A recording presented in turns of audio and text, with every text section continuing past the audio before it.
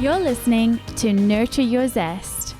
I'm your host, Ashleigh King, and I will introduce you to a wealth of interesting, fascinating individuals from all walks of life who will share their stories, how they've overcome challenges, and you will find out their top tips for success. Through this podcast, you can gain tips to grow and change your life and the way you see the world, and help you to nurture your zest.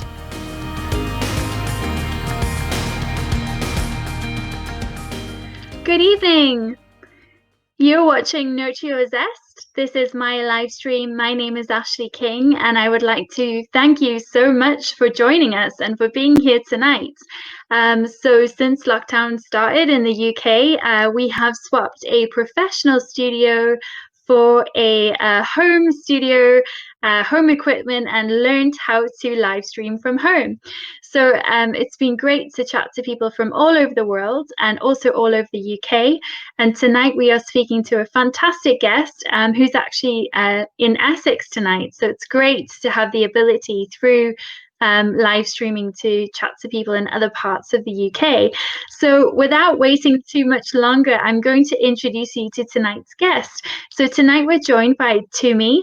Tumi is also known as the Black Dyspraxic, and he'll explain what that means to him and why he's known in that way and what content he puts online around that theme and that name. So I'll bring Tumi on now, and it will be just wonderful to have him join us this evening. Hello, Tumi.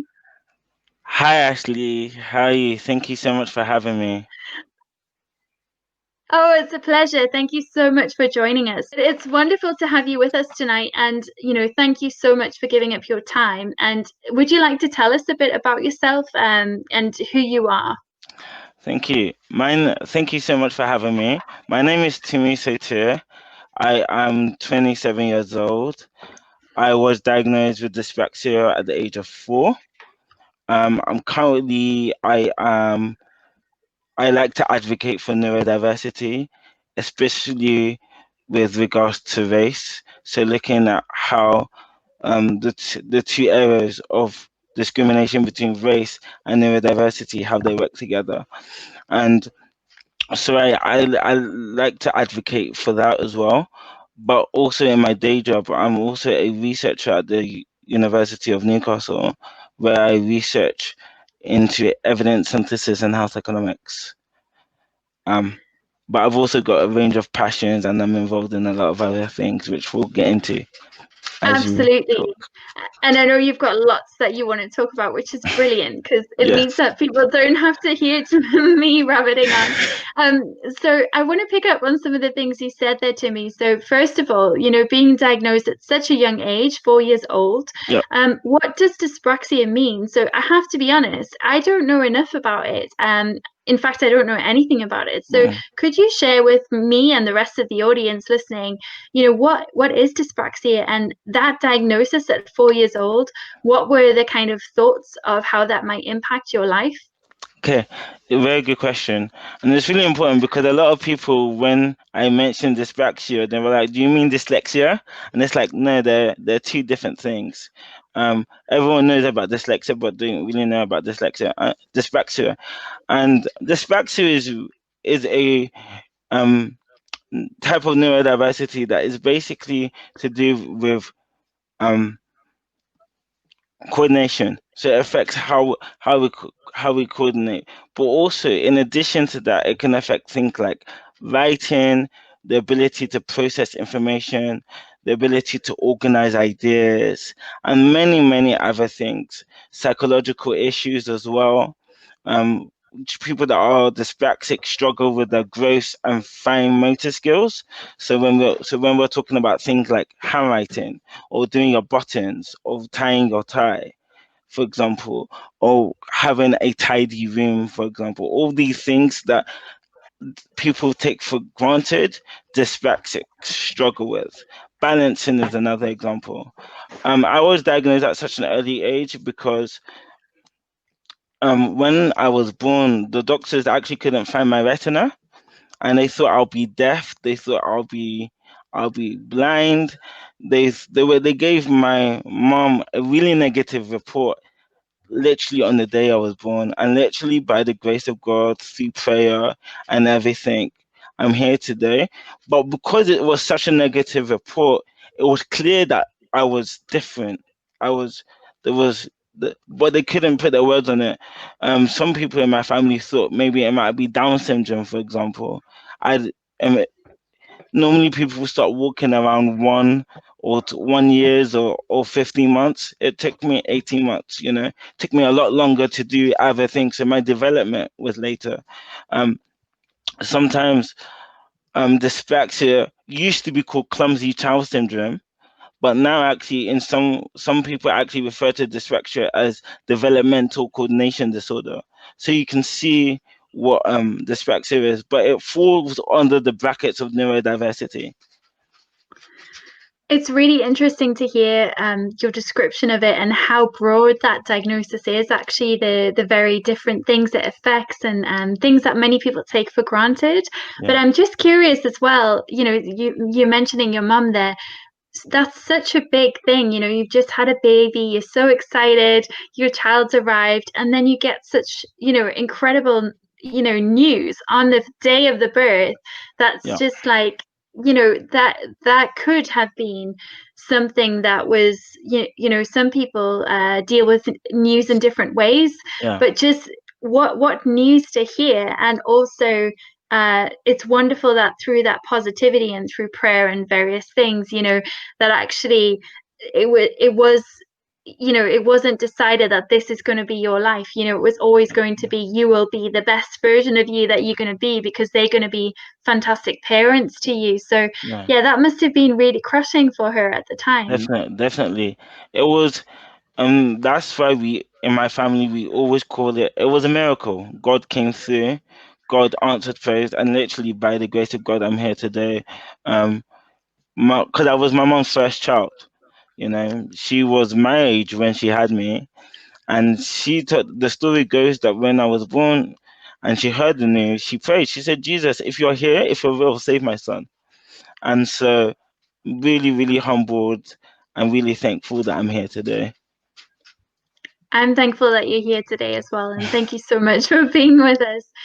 So can you tell us a little bit then? So you were diagnosed at 4. So before age 4, they didn't know what was quite wrong, Yeah. but they were kind of waiting to see how your development went. Yes. So for you as a young child, were you aware of being different to anybody else? Did that even feature in your kind of thoughts about yourself, or how did you view the world as a young child? Yeah. So I often say to people, before I realized I was black, I knew I was dyspraxic.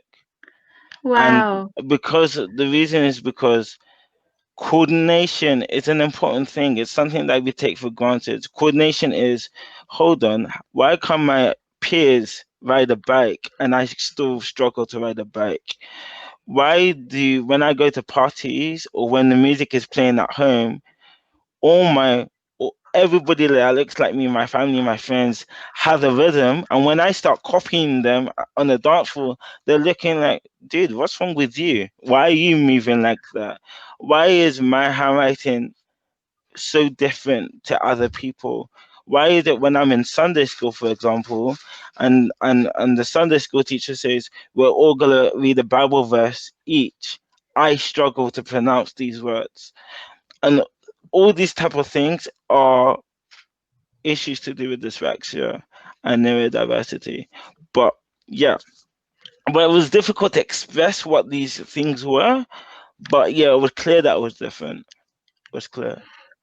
Wow. And then as a child, in terms of your own confidence and your own mental health and growing up, did you feel sad at times, or did you struggle with confidence when you were younger? Yes, yes, I did a lot. Because children can be very wicked. Children can bully. When children see something that is not like them, something that is different, instead of taking time to understand, they bully. So words like called words like spastic and retard. People used to take the mic all the time, and because especially at that age, I struggled to retaliate in terms of with words. You know how sometimes when a kid makes fun of you, if you're quite quick off the tongue, you can reply back. But for me, that was never me. I never really had an answer back. And I used to cry a lot. And especially as a guy, when you start crying, people are like, why are you crying for? Like, why is this getting to you? And actually, it was actually my my friends who were women had to get involved and be like, actually, don't make fun of him. He's not disabled, he's not a spastic. And that even made things worse because you know how guys could be. So you now need your female friends to stick up for you. And again, this isn't wasn't just something that happened early on as a child, like 7 and 8. This is things that progressed into my teenage years. And through all of that, I still had to have constant therapy, constant sessions with educational psychologists, occupational health, and different things to kind of work on brain exercises so that I can necessarily be the best person I could be. It was a lot.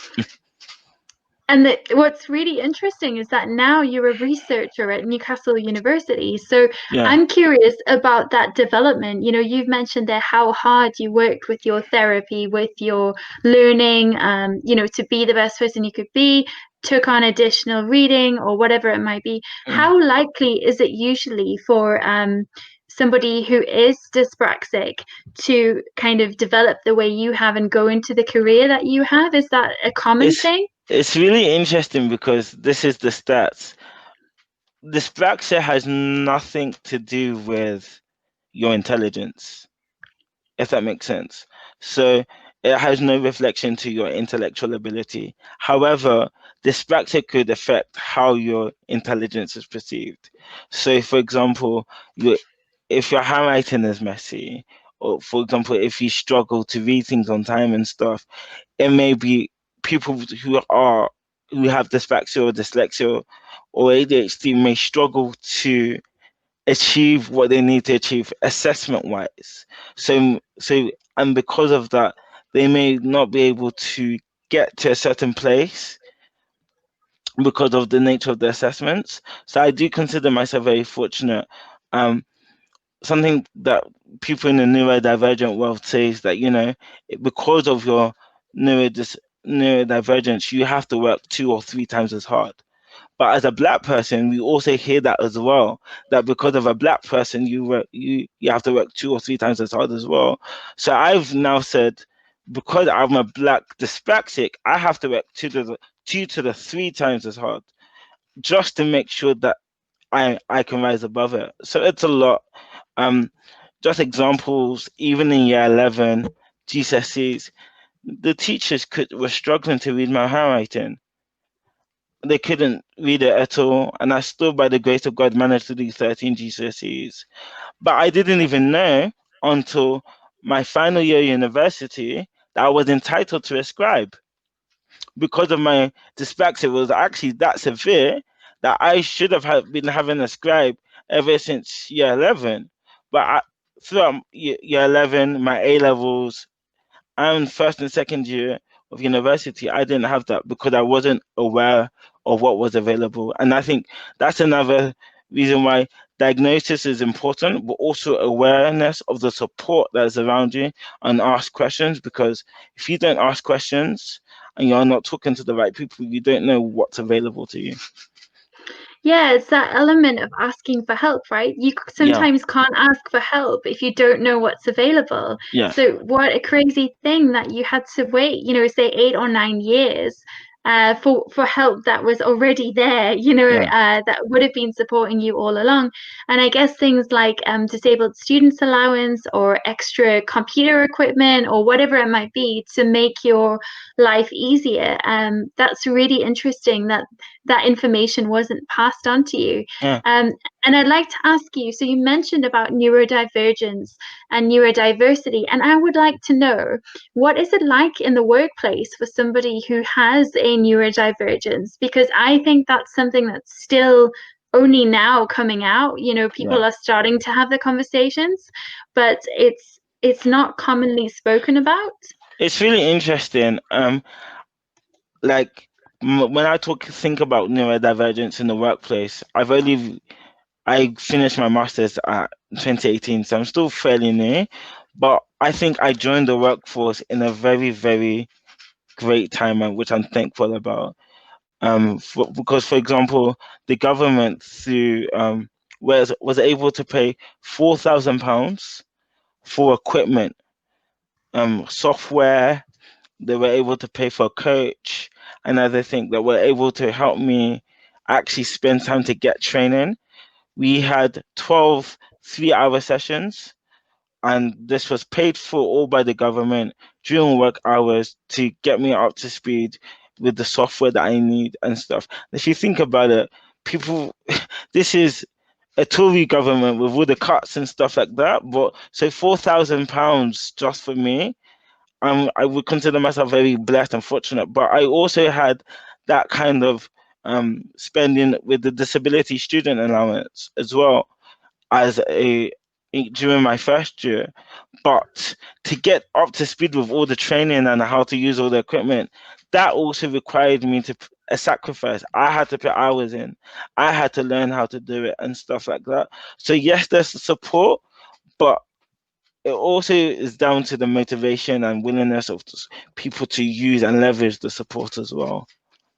Absolutely, that support doesn't negate all of the hard work that you're doing. It's so true. So you mentioned neurodivergence, but you also mentioned intersectionality, and Yeah, um, it would be interesting for some people, I think, to actually know what that means. yeah, What intersectionality means, but also your experience of it. You mentioned as a Black dyspraxic, you have to work above and beyond to be on the same playing field and seen in the, to have a seat at the table. So can you explain what intersectionality means to you and how it's impacted your journey?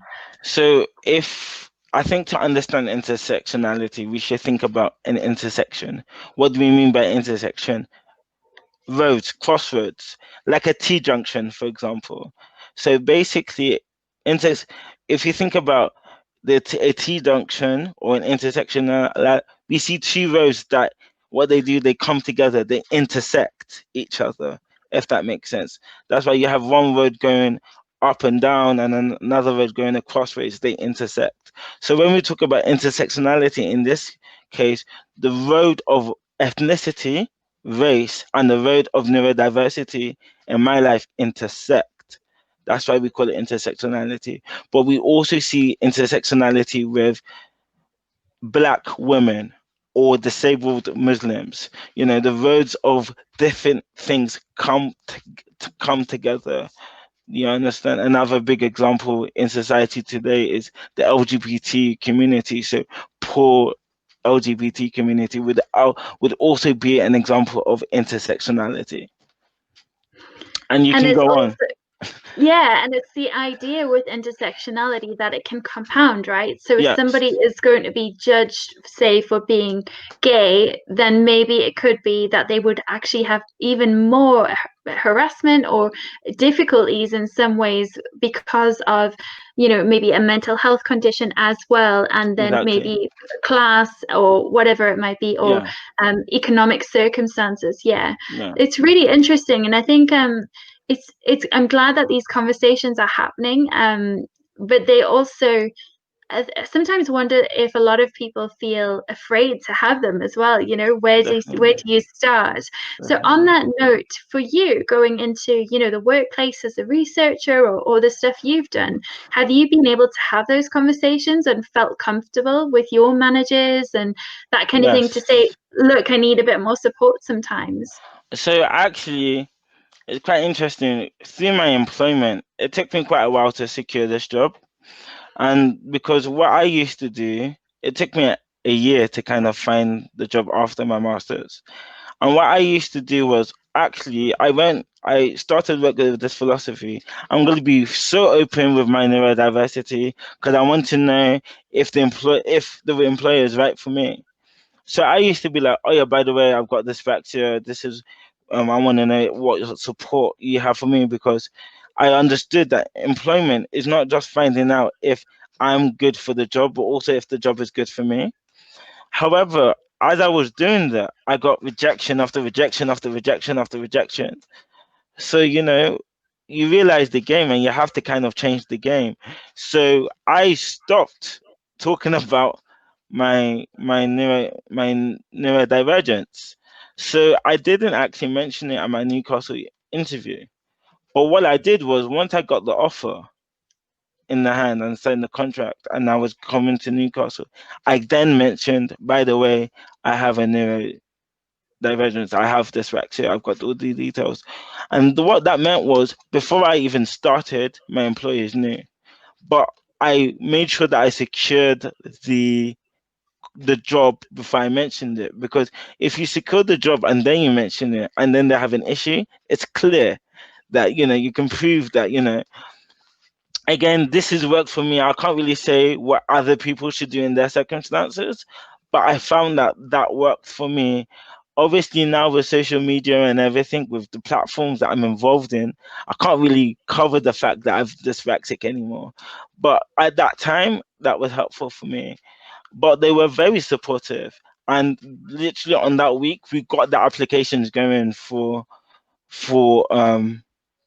disability allowance and the help and the support from the government. But even though we got the work going, it still took months for it to process. I think I didn't actually get a coach and help with the software 8 months during my employment, which was no fault of my own, but sometimes that's how long these things take. But my workplace have been incredibly supportive. I've got a line manager that's great. She's totally understanding.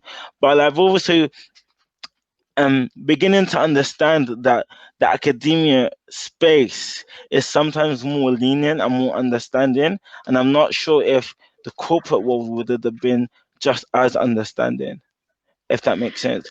Because corporate is a bit more fast paced. Remember, the academic space, they also have an understanding because they have support for students. So they're able to understand stuff as well. And you really find out that actually quite a lot of lecturers and academics are on the spectrum, so to speak. So, yeah, that's why I'm in that space. I think it's so interesting what you said there about the corporate world versus academia, because I sometimes think, I worked at Newcastle University for 8 years. I love my time there.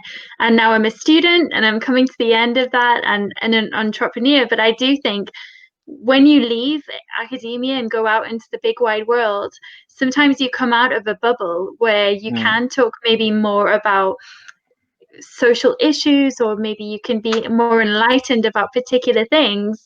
And actually when you go out into the real world or the corporate world, sometimes it's not as open to some of those discussions, because it Yeah. is more about profit and The various bottom different line, the things. bottom line is important. Profit, making sure you're on top, making sure that you're beating your competitors, and all of these things. And this is why, see, I did economics for A level. I loved it. I did economics for a master's. I'm passionate about entrepreneurship, business, finance. My undergraduate was medical science. I've got STEM by background.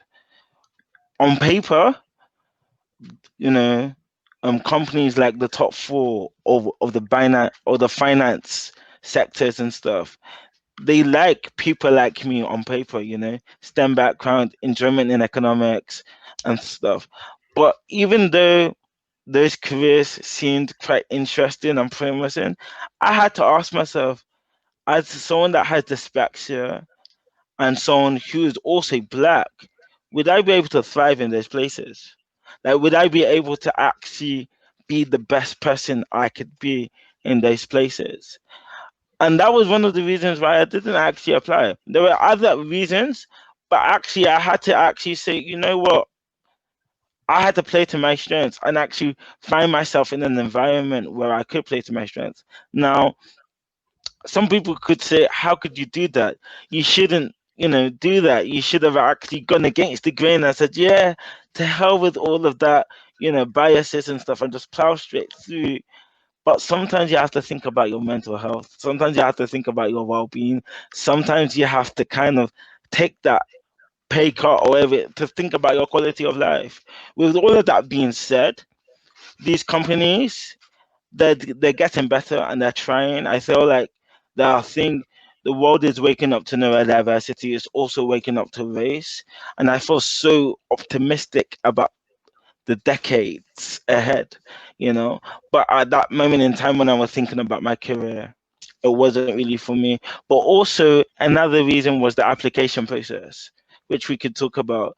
A lot of the application process is like, right, send me a cover letter or answer these next 8 questions to explain yourself, 200 words each.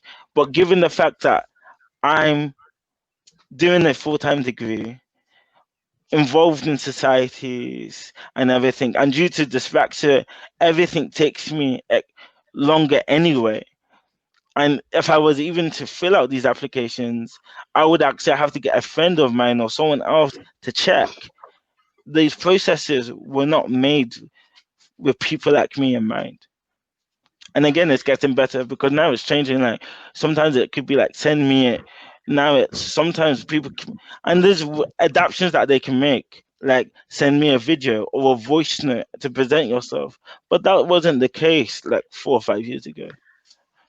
It's a really good point, actually. Yeah. How do we make businesses and organizations more inclusive and not just saying they are inclusive, but Yeah, actually doing it, yeah, walking the talk and actually, yes, having different opportunities for people to apply, like presentations. It comes down to actually even the way we grade assignments or the way yeah, we help people through their degrees. I'm doing an MBA at the moment, as you know, and the majority of that is, essays. And yeah. so if I was scored on the practical stuff, on the ability to communicate or do things with people, I know my score would be much higher, but it's the academic writing that is That they hugely want. challenging. Exactly. So, yeah, I think you've got a really strong point there about how we facilitate people through, whether it's at work, to get the best of them. We're Yeah, all different, and actually sometimes you could be missing out on a whole wealth of somebody's ability or capability because of the rules. So yeah. yeah, I So would there love are to some pick there are some schemes out there now that sometimes there's like a double tick logo. So there's some companies that have a double tick that if you have a disability, you will be guaranteed an interview. And I think that's because I've always been that type of person that I know that I may not sell myself that well on a cover letter of a CV, but give me 10 minutes to talk to the recruiter, I can sell myself. And sometimes that's just me personally. So there are ways that people are trying to look into it, but not everybody's caught up yet.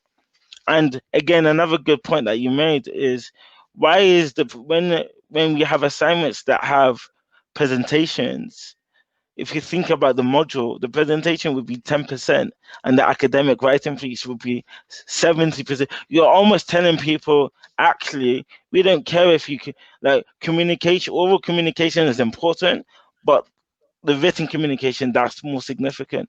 But in the real world, there are plenty of jobs where your interpersonal skills and your oral communication skills and your ability to present is far more important than your ability to communicate on paper.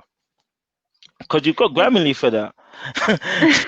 Thank you God for know? Grammarly. I'm a huge fan myself. Yeah, Um, same. I would I would love to know, actually, you spoke about um, being an entrepreneurial and things like that. And I know that you have done some research into other people with dyspraxia. So Mm. can you tell us of your research? Is there anyone we know or that we would be surprised has dyspraxia that you're So, aware of? so to answer this question properly, not just dyspraxia, I will zoom out a bit and talk about neurodiversity. So autism, dyslexia. I think there was a stat that in America that said I think it was like 30 to 40% of the entrepreneurs have dyslexia. When we think about people like your Steve Jobs, your Bill Gates, your Richard Bransons, some of the presidents of America, Walt Disney, Einstein, these guys all have A neurodivergence. neurodivergent. Yes, Will Smith is another example. Kobe Bryant was dyslexic. These are these are people in positions of power people that the world would call successful that are neurodivergent. Richard Branson is another example. I'm not sure if I mentioned him. Yeah, That's incredible. Yeah, lots of people there that I wouldn't have thought about. Bill Gates, for example, I yeah, know he's incredibly intelligent, and he reads so much. So I watched a documentary about him, and he goes through like 10 books a week, which is yeah, just so fast. But I wanted to ask, so you mentioned a few people of color there, but yeah. how many Black dyspraxics or uh, members of the Black community or communities of color are out there and talking about their neurodivergence? Is this quite a rare thing, would you So say? they're becoming more. There are more of them, and thankfully, a lot of them are talking, and a lot of people are becoming more vocal. There are a few people in our community that I look to that are doing incredible things. Just others, just to mention some names, people like Remy Ray, that um, founder of the Diverse Creative as well. She was doing some incredible work. Another person that I know of called Claude Williams, the founder of Dream Nation. He's also he's a black guy, but is also a representative of, I think it's Dyslexia UK. He's an ambassador. Another quite prominent example is a lady called Tyler Grant, actually, who um, has a social media channel called Adulting Autistic that's recently raised thousands and thousands of pounds for Black neurodiverse people. And she just raised that money just last week. And these are the examples of people that are out here in our community that are talking about it, but there needs to be more. And especially when we talk about Black, and these people didn't even ask me to push them, but these guys are doing amazing things. So really, really look out for them. And the list is endless. But what I would say is, even if when we talk about Black businesses and the Black economy, think about the amount of money and jobs people like Bill Gates and Steve Jobs and Richard Branson made for their communities. But some of these people made these decisions at university and made these decisions to go into entrepreneurship at an early age. What were some of the reasons? Well, if you understand neurodivergence, they were probably struggling in school and stuff like that.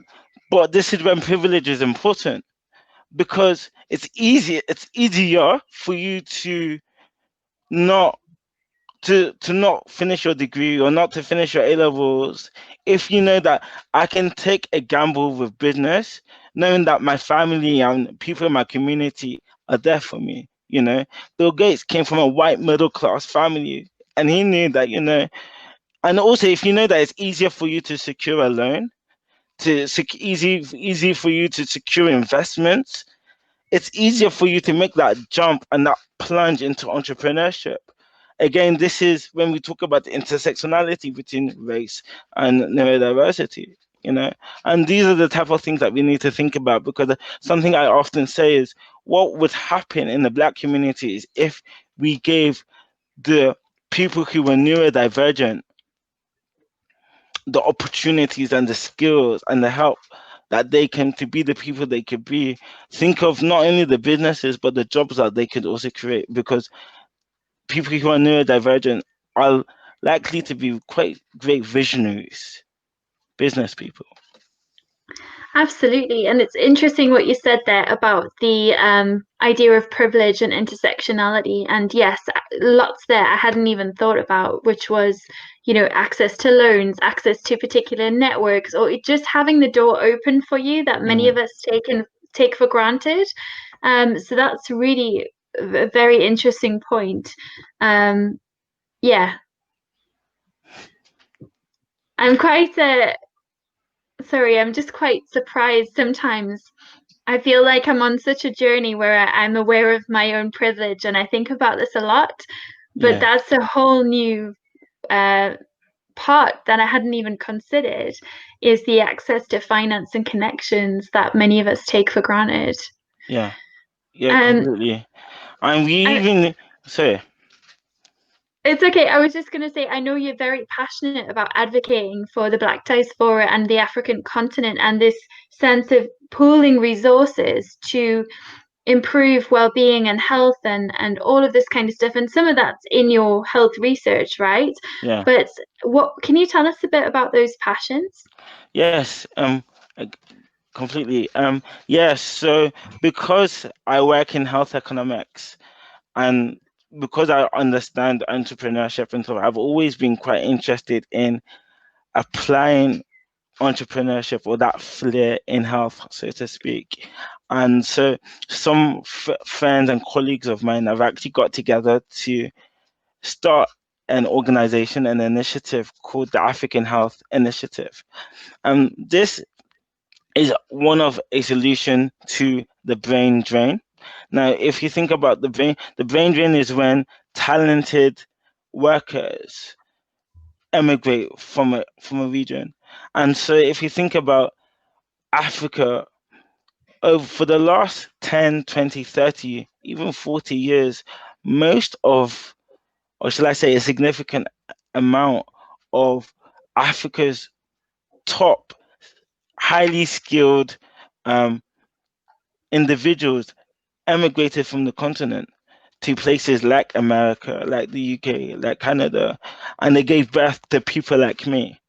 And what that happens is, there's there's a lot of African or black doctors and clinicians in countries like the UK and America. But then when you think about the stats about the number of doctors per thousand people in a typical country in Africa, a lot of them is lower than one. So what we try to do is, okay, how can we fix that? What can we do? Africa has a global health burden of 24%, the global health burden of 24%, but only 3% of the global health workforce are in Africa, and only 1% of investment in health is on the continent. So we were like, okay, what can we do about this?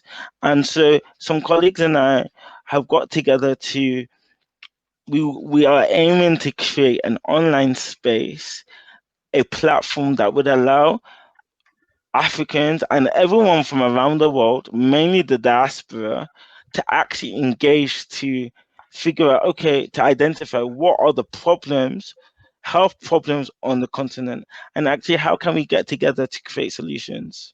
It's still very early days, but this is what we want to achieve. And it's a very, very exciting project for me.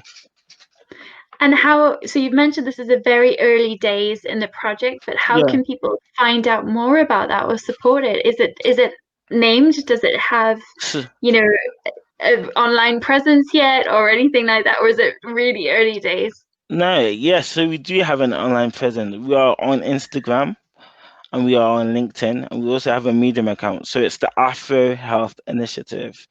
Afro Health Afro Health Initiative. Initiative. Afro Okay. Health, yeah. I'm going to AHI. add that in the comments for anyone who wants to know it. Yeah. But that will help. Great.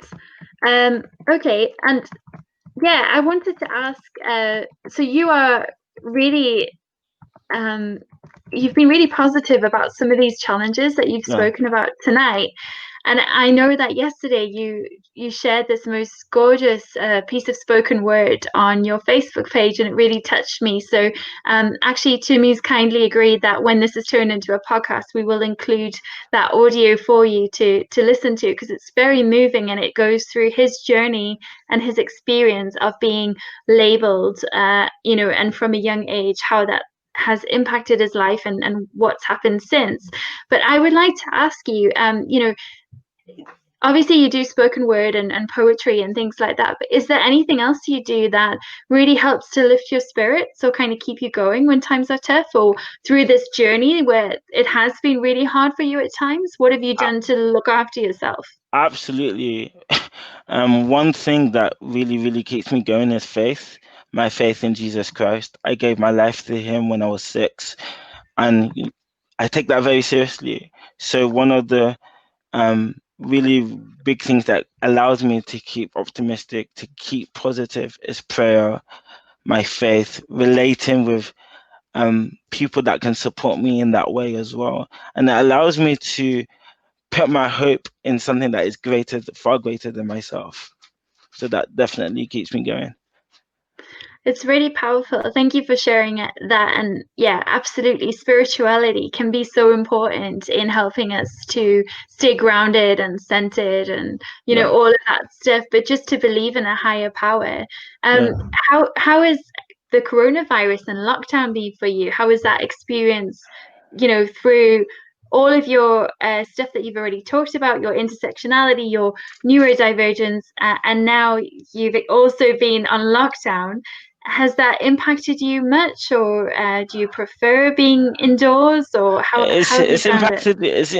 It's an interesting way. It's quite interesting to answer that question because I my background is in health economics, but also medical science, as I said. So I was incredibly fascinated with this global pandemic, from a health perspective, from an economic perspective, from how we're going to find a cure. Because I realized that looking at this is definitely a situation that's going to cause textbooks to be redefined. But so it was quite, but I also, as a dyspraxic, it was quite difficult to keep up to date with the infodemic that was going on. So much information, and it was so hard to kind of keep abreast of it. But to actually become, because of the things I've been exposed to try and be crit- critical and to critique what was going on as well. That was difficult, but I think being in lockdown has been very, very difficult for my well-being and stuff. But again, um, having friends, having, you know, faith in Jesus Christ as well to keep me going. But I think, and one of the things that really, really broke me was thinking about the inequalities, about people that look like me, black people. And I think this coronavirus was a really, really big thing to kind of expose the injustices that are happening in this world and stuff. So all in all, it's been a very, very tough time, very tough. But by the grace of God, we keep smiling and we keep pushing. It can only get better. I hope so. Yes, I think that's a very optimistic view, and I really hope so too. I think it's been interesting to watch almost like this collective awakening across the Yeah. world that people are going through and Mm, remembering actually, that there's more to life than just profits or the bottom line or, yeah. all of the things that maybe people held dear before. Mm, I know it's certainly been a tricky time, and also seeing everything else, the injustices going on around the world. You're absolutely definitely. right. Yeah, definitely. I really do believe a lot of people said 2020 is the year of vision, 2020 vision. I really see that because 2020 was the year that the world is basically readjusting its vision, its perspective on things. What's really important, you understand, especially thinking about the death of George Floyd, you know.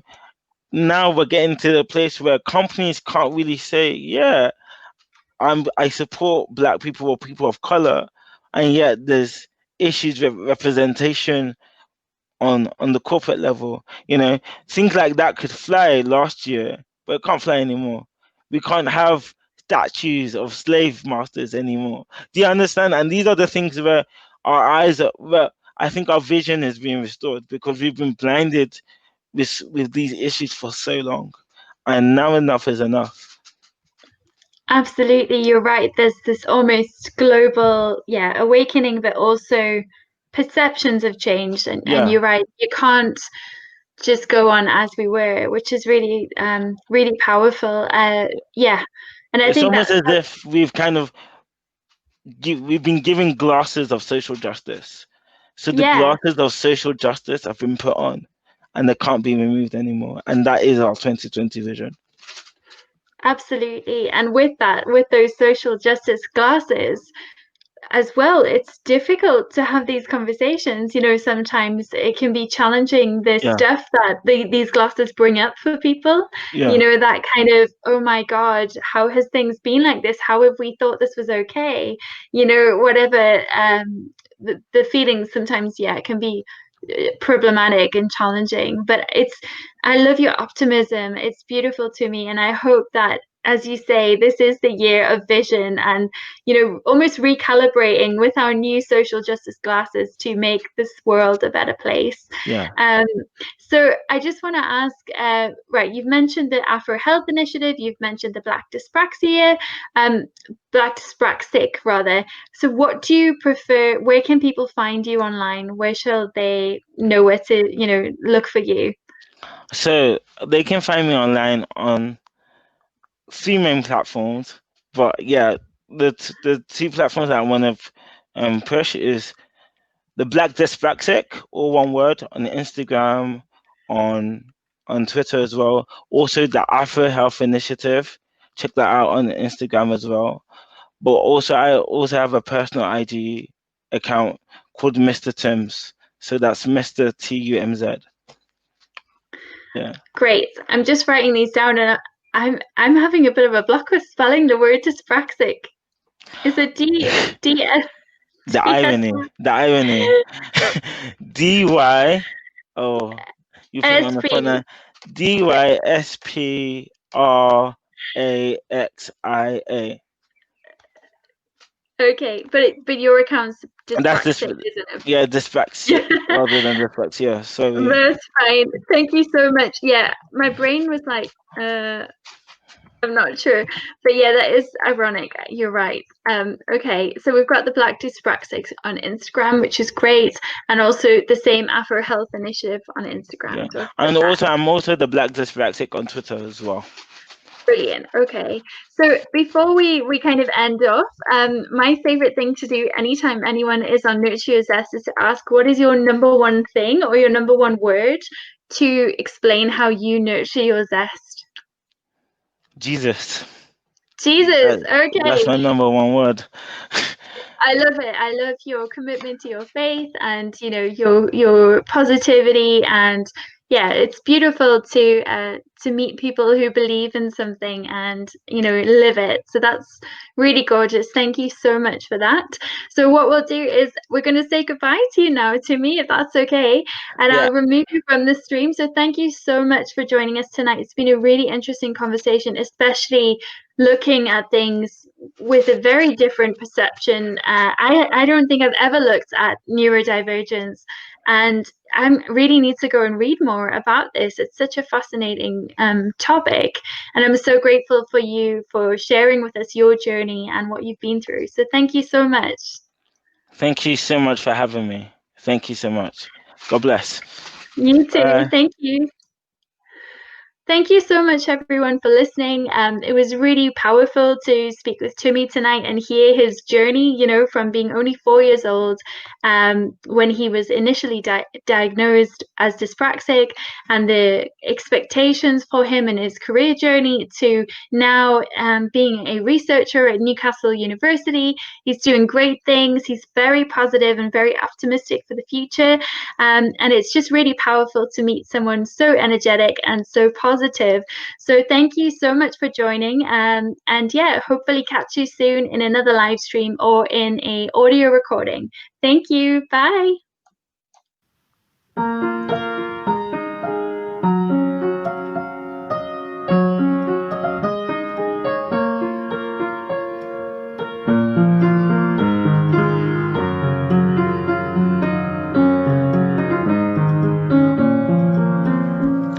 It was clear that I was different from birth. My great entry into this world was complex, but I was protected by the creator of the heavens and earth. Doctors' report said I couldn't walk, talk, or see. They put limits and chains around my neck, leaving me to sail in the ocean of negativity. Dyspraxia was the label they gave me. In addition to the lack of coordination, dyspraxia caused emotional hypersensitivity. People laughed, when I had the chance to dance, out the way I walked and talked, not forgetting how I used to run for fun in the sun. It was funny, oh, absolutely hilarious. I never knew the difference between bullying and banter. Christmas came early to those around me, and I was always the center, the object of the joke. My soul choked on the cyanide of names. I was no longer dyspraxic, I was now spastic. I gave my life to Christ. Years prior to this, I had access to heavenly realities, but my soul, my heart, and my mind was drowning in insecurities. Then God's Spirit, His very breath, the pneuma, came, and I was never the same. Powerful revelation of my identity caused divine transformation of my mind, because His word reaffirmed that I was one of a kind. Yes, His word, the very thing He has exalted above His name, the very thing that He watches over to perform, His very self, was so powerful and so precise. It was able to do major heart surgery, allowing me to minister from my past misery. See, the Bible has its own reports and labels of me. They are of positivity, providing me with more energy than electricity. No man can curse what God has blessed, and the Greek word for blessing is associated with the phrase words of affirmation. And according to God's word, I have been blessed with spiritual blessings in heavenly places. So now it's a totally different situation. And as Sister Michelle says, when Jesus says yes, no man can say no. Negativity must go. Insecurities can no longer limit me anymore. Because Jesus Christ has paid the price, the ultimate sacrifice. Goodbye, Dyspraxia. I am now a child of Jehovah. And as it says in the first verse of the 53rd chapter of the book of Isaiah, I am now determined to set my heart in believing the report of the Lord.